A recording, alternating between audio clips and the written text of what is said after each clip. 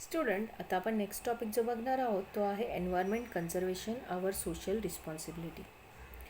एन्व्हायरमेंटला conserve करणं ही आपली रिस्पॉन्सिबिलिटी आहे. Since existence of human there is the inter relationship between human and environment. जेव्हापासनं मनुष्य हा पृथ्वी तलावर आला त्याची एन्व्हायरमेंटशी रिलेशनशिप सुरुवात झाली. Human stepped on the earth long after formation of the earth.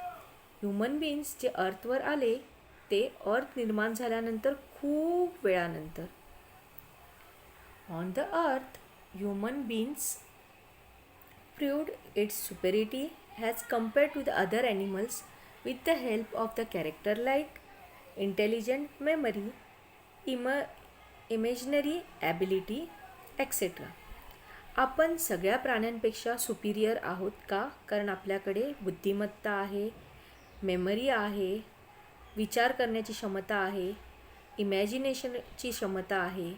या सगळ्या गोष्टी आपल्यामध्ये आहेत. त्यामुळे आपण दुसऱ्या प्राण्यांपेक्षा पण सुपिरियर आहोत. Human established domination over the nature.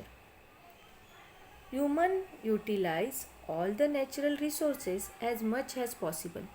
Human बीइंग्सनी काय केलं तर जास्तीत जास्त नॅचरल सोर्सेसला युटिलाइज केलं, वापरलं. In an attempt to live a satisfactory life, human kept on snatching from the nature as much as possible and this led to increase in the problem. Human बीइंगला आपलं लाईफ सॅटिस्फॅक्टरी करायचं असल्यामुळे त्यांनी काय केलं तर नेचरमधनं जास्तीत जास्त रिसोर्सेसला यूज करायला सुरुवात केली. त्यामुळे पुढे जाऊन खूप प्रॉब्लेम निर्माण झाले. From this entire scenario we can understand that human has crucial role in maintaining the environment balance.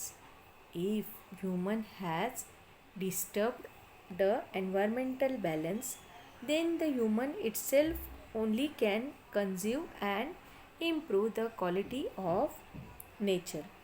जर ह्युमन बीइंग्सनीच एन्व्हायरमेंट बॅलन्स डिस्टर्ब केला आहे तर तेच त्याला पुढे जाऊन कन्झर्व करून व त्याला इम्प्रूव्ह करू शकतात.